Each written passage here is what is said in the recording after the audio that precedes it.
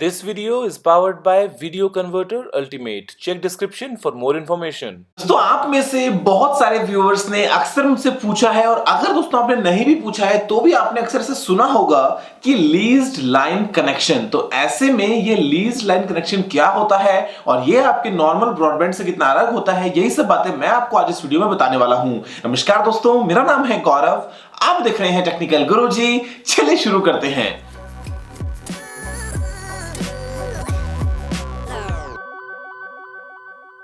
दोस्तों आपने ये बात पक्की कहीं ना कहीं नोटिस करी होगी, फिर चाहे वो आपका स्कूल हो चाहे आपका कॉलेज हो, जब भी आप पता लगाने की कोशिश करते हैं कि आपके स्कूल में या आपके कॉलेज में कौन सा इंटरनेट कनेक्शन है, या फिर अगर आप कहीं पे जॉब करते हैं तो आपके ऑफिस में कौन सा इंटरनेट कनेक्शन है, तो आपको दोस्तों अक्सर ऐसे में सुनने को मिला होगा कि यहाँ पे एक 2 Mbps की, 4 Mbps की, 8 Mbps की लीज्ड लाइन है। तो आप सोचते हो कि यार ये लीज्ड लाइन क्या चीज होती है, ये जो इंटरनेट कनेक्शन है इसमें क्या कुछ अलग है, जो आपके घर पे नॉर्मल ब्रॉडबैंड लगा है उसको अगर आप कंपेयर करें लीज लाइन से तो आपको क्या क्या यहाँ पे डिफरेंसेस देखने को मिल जाएंगे। तो सुनिए, यहाँ पे अगर आपसे बात करता हूं लीज लाइन की, तो ये एक कंसेप्ट जो है वो काफी अलग है,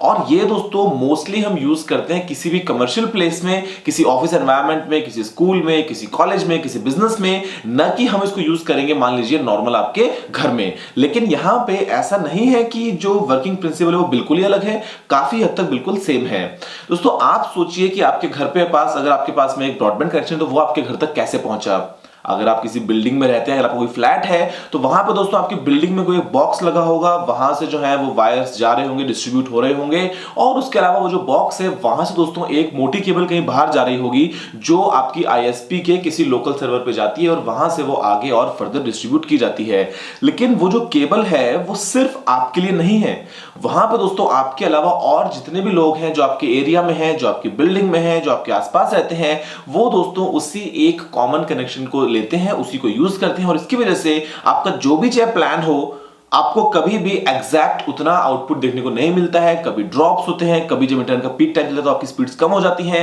कभी रात में तेज है, दिन में कम, मतलब चलता रहता है सारा कुछ। लेकिन दोस्तों जो लीज लाइन कनेक्शन है वहां पे ये होता है कि आपको एक डेडिकेटेड लाइन दे दी जाती है, और वहां पे आपके लिए ही होती है वो लाइन, उसको कोई और यूज नहीं करता, और ऐसे में जो आपको स्पीड प्रॉमिस की जाती है आपको उतनी ही मिलती है, दिन हो या रात, यूजर्स घटे या बढ़े, आपको फर्क नहीं पड़ता, क्योंकि जो लाइन दोस्तों आपके लिए आई है वो एक स्पेशल लाइन चल के आई है। तो ऐसे में उसको सिर्फ आप ही यूज कर रहे हैं, और आपको जितनी भी स्पीड बोली गई है, फिर चाहे वो 2 Mbps हो या 10 Mbps हो, उतनी ही दोस्तों देखने को मिल जाती है। लेकिन दोस्तों यहां पे एक और बात है, इसके बिल्कुल एक कॉमन एग्जांपल है कि जो कॉस्ट है वो एक लीज लाइन की बहुत ज्यादा होती है, लेकिन एक ब्रॉडबैंड प्लान की आपको बहुत ही कम कॉस्ट देखने को मिल जाती है। फिर दोस्तों यहां पे अगर मैं आपसे बात करता हूं अपलोड और डाउनलोड स्पीड्स के बारे में, तो एक लीज लाइन में आपको मोस्टली देखा गया है, कुछ केसेस एक्सेप्शनल हो सकते हैं, लेकिन दोस्तों नॉर्मल केसेस में जितनी आपकी डाउनलोड स्पीड है उतनी ही आपकी अपलोड स्पीड है, यानी कि जो आपको कनेक्शन होता है वो होता है दोस्तों कंप्लीटली सिमेट्रिकल। लेकिन एक ब्रॉडबैंड में ऐसा नहीं होता है।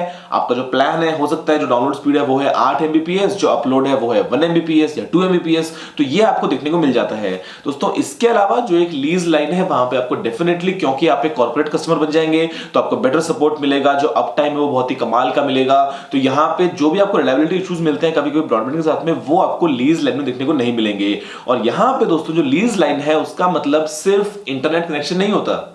जरूरी नहीं कि अगर आपके पास में एक लीज लाइन हो तो ऐसे में आपके पास में इंटरनेट कनेक्शन भी हो या आपको वो भी लेना पड़े। ये भी हो सकता है, मान लीजिए कि किन्हीं 2 कंपनीज के 2 जगहों पे ऑफिस हैं और वो चाहते हैं उन दोनों को एक लीज लाइन से कनेक्ट करना, तो ऐसे में इंटरनेट चाहे वो यूज करें चाहे ना करें, एटलीस्ट वो अपनी एक ब्रांच को किसी दूसरी ब्रांच से कनेक्ट कर सकते हैं लीज लाइन के थ्रू। तो वहां पे दोस्तों आगे चल के चाहे वाइड एरिया नेटवर्क बने, फिर चाहे वो आगे डेटा सेंटर हो, ऐसे में कनेक्शन बनाया जा सकता है। और यहाँ पे ये भी होता है कि मान लीजिए मैं एक अपने ऑफिस को ऑर्गेनाइज करता हूं इंडिया में, और यहां पे उस ऑफिस से दूसरे किसी ऑफिस के बीच में चाहता हूं एक लीज लाइन, तो वो मैंने एक एक्सवाइजेड कंपनी को कांटेक्ट किया, फॉर एग्जांपल बीएसएनएल को मैंने कांटेक्ट किया, और बीएसएनएल ने मेरे लिए एक लीज लाइन बना दी। वो लीज लाइन है मान लीजिए 50 Mbps की, लेकिन अब मैं चाहता हूं कि मैं नेट भी यूज करूं और जो नेट की स्पीड हो वो हो 10 Mbps की, तो यहां पे मुझे 10 Mbps का फ्लैट बिल्कुल नेट जो है मिल जाएगा। बाकी जो 40 Mbps मेरे पास में बच जाता है उस लाइन के ऊपर, उसको मैं अलग अलग पर्पस के लिए यूज कर सकता हूं। मान लीजिए मैं चाहता हूं कि मैं कुछ डेटा शेयरिंग के लिए यूज करूं, मान लीजिए मैं चाहता हूं कि मैं कुछ कॉन्फ्रेंस कॉल्स के लिए यूज करूं,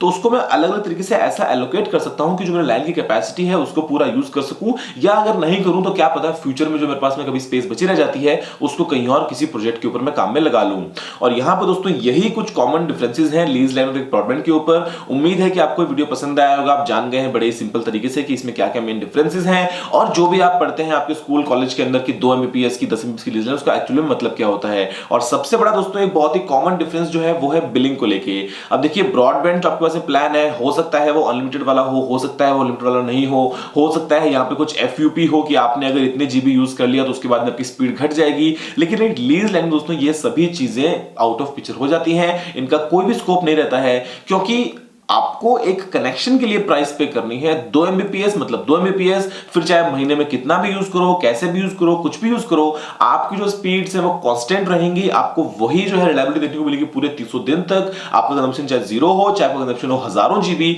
नहीं फर्क पड़ता। आप सिर्फ उस लाइन के लिए पैसा दे रहे हैं जो आप बाद में एनुअली, क्वार्टरली या फिर मंथली या फिर हर 6 महीने में आप पे कर सकते हैं। दोस्तों फिलहाल इस वीडियो में इतना ही, देखने आपका बहुत बहुत धन्यवाद। अगर आपको कोई सवाल सुझाव हो तो आप नीचे कमेंट करना मत भूलिएगा। अगर आपने वीडियो को लाइक शेयर नहीं किया तो लाइक भी कर दीजिए और शेयर भी कर दीजिए, और चैनल को सब्सक्राइब करना बिल्कुल ही मत भूलिएगा, क्योंकि मैं आपके लिए रोजाना ऐसी वीडियोस लेके आता रहता हूं। फिलहाल के लिए इतना ही दोस्तों, जय हिंद, वंदे मातरम।